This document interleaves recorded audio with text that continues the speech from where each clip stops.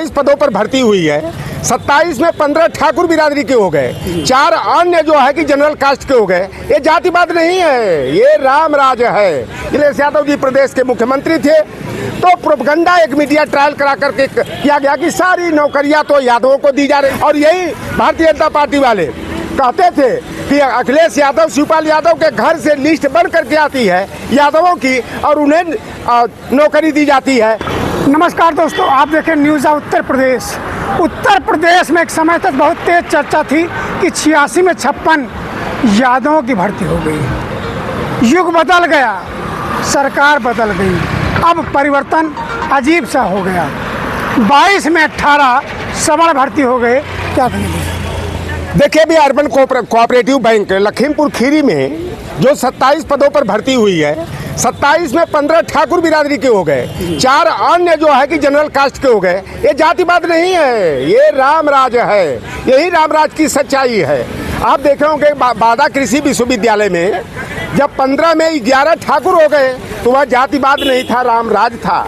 जननायक चंद्रशेखर विश्वविद्यालय बलिया में जो वहाँ की VC डॉक्टर कनकलता तिवारी थी और उनकी जाति के 9 और 3 भूमिहार ब्राह्मण अगर भर्ती कर लिए गए प्रोफेसर पद पर, वो जातिवाद नहीं था।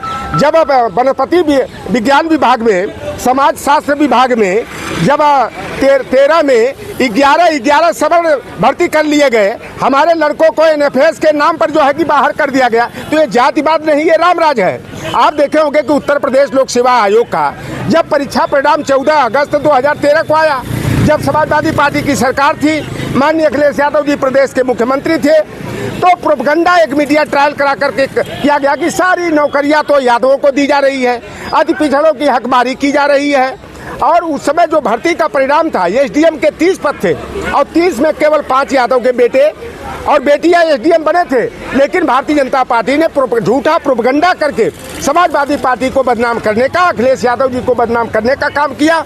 और यही भारतीय जनता पार्टी वाले कहते थे कि अखिलेश यादव, शिवपाल यादव के घर से लिस्ट बन करके आती है यादवों की और उन्हें नौकरी दी जाती है। और कुछ जिले जो कन्नौज है, बदायूं है, मैनपुरी है, फिरोजाबाद है, इटावा है, वही के यादवों को नौकरी दी जा रही है।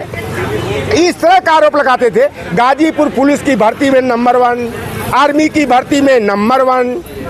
ये कहते थे, अभी योगी आदित्यनाथ का बयान आ रहा था कि पहली बार पूरे प्रदेश से, हर जिले से पुलिस में लोगों को प्रतिनिधित्व मिला है।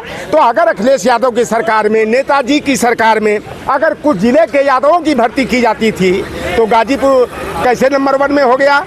और इस तरह का मीडिया ट्रायल करा के पूरे प्रसून वाजपेयी, अब तो भारतीय जनता पार्टी वालों ने उनका बहिष्कार कर दिया है। यही पूरे प्रसून वाजपेयी जब आज तक में जो है एंकरिंग करते थे, दस्तक नाम से 1 घंटा का प्रोग्राम बना करके 86 में 56 यादव SDM, 86 में 56 यादव SDM, पूरा प्रोपगंडा कर दिया गया।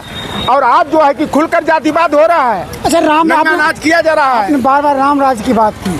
रामराज समानता, समता की बात होती थी। जब रामराज में 56 की बात आई, सत्ता पलट गई। अब 22 में 18 सवर्ण हो गए, तो 27 में क्या होगा? देखिए, 27 में पूरी तरह से जनता समय का इंतजार कर रही है। और यह जो राम राज के नाम पर जातिवाद का गुंडा राज कर रहे हैं, आतंक फैलाने का काम कर रहे हैं, जातियों को चिन्हित करके उनके ऊपर अत्याचार, जोर जुल्म कर रहे हैं, बुलडोजर पॉलिटिक्स को आगे बढ़ाने का काम कर रहे हैं। और ये जो छात्र नौजवान हमारे हैं, जो किसान बेहाल हैं भारतीय जनता पार्टी की जन विरोधी नीतियों से, तो उसका हिसाब किताब जनता लेने के लिए लोकसभा चुनाव में जैसे भारतीय जनता पार्टी को पटकनी दिया, उसके दावे को फेल किया, विधानसभा चुनाव में भी पूरी तरह से हमारा PDA 10 बनाम 90 के मुद्दे पर जो है जनता के बीच में जाएगा। और भारतीय जनता पार्टी को पटकनी दे करके, PDA को जीत दिला करके अखिलेश यादव जी को प्रदेश का मुख्यमंत्री बना करके प्रवासी मुख्यमंत्री को खदेड़ा करने का काम करेंगे। एक आखिरी सवाल लौटे जी, सरकार सरकारी भर्ती करती है, उसी के इक्वल आउटसोर्सिंग बोर्ड का गठन हो गया, उसका सर्कुलेशन जारी हो गया, जिसमें तनख्वाह 20,000 से लेकर 35,000 तक होगी।